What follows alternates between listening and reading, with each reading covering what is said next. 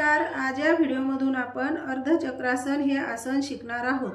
तरी या आसनाची सखोल माहिती समजून घेण्यासाठी व्हिडिओ शेवटपर्यंत पहा। अर्धचक्रासन म्हणजे चक्रासनाची पूर्वतयारी म्हणून हे आसन केले जाते, म्हणून या आसनाला अर्धचक्रासन असे नाव दिलेले आहे।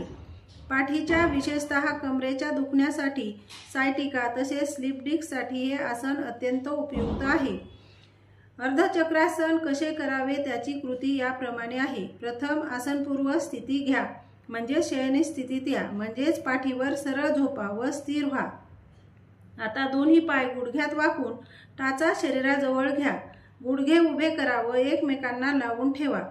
आता श्वास घेत दोन्ही हात डोक्याच्या वरच्या बाजूला जमिनीवर घडी घालून ठेवा आणि आता श्वास घेत सावकाश कंबर व मांड्या उचला व टाचा अजून आत घेण्याचा प्रयत्न करा व उचललेल्या अवस्थेत ठेवा। खांद्यापासून गुडघ्यापर्यंत शरीर एका सरळ तिरक्या रेषेत आणण्याचा प्रयत्न करा।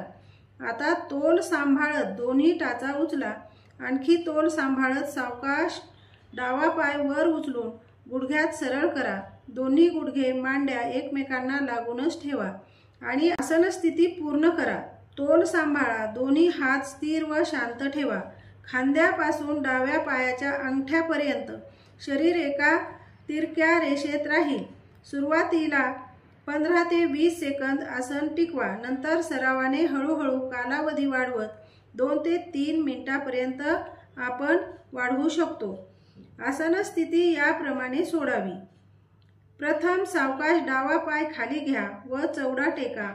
टाचा सावकाश खाली घ्या, श्वास सोडत कमर खाली ठेवा, हात खाली घ्या, दोन्ही पाय सरळ करा। अशीच कृती आता विरुद्ध बाजूने म्हणजे उजव्या पायाने करायची आहे। प्रथम शयन स्थितीत स्थिर व्हा। आता दोन्ही पाय गुडघ्यात वाकून शरीराजवळ घ्या, गुडघे उभे करा व एकमेकांना लागून ठेवा। टाचा जास्तीत जास्त बैठकीजवळ घ्या। आता श्वास घेत दोन्ही हात डोक्याच्या वरच्या बाजूला जमिनीवर घडी घालून ठेवा। श्वास घेत सावकाश कंबर व मांड्या उचला व टाचा अजून आत घेण्याचा प्रयत्न करा व उचललेल्या अवस्थेत ठेवा। खांद्यापासून गुडघ्यापर्यंत शरीर एका सरळ तिरक्या रेषेत आणण्याचा प्रयत्न करा। तोल सांभाळत दोन्ही टाचा उचला।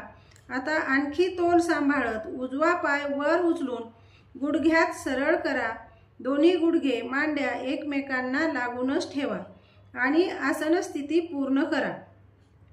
तोल सांभाळा, दोन्ही हात स्थिर ठेवा, चेहरा शांत ठेवा।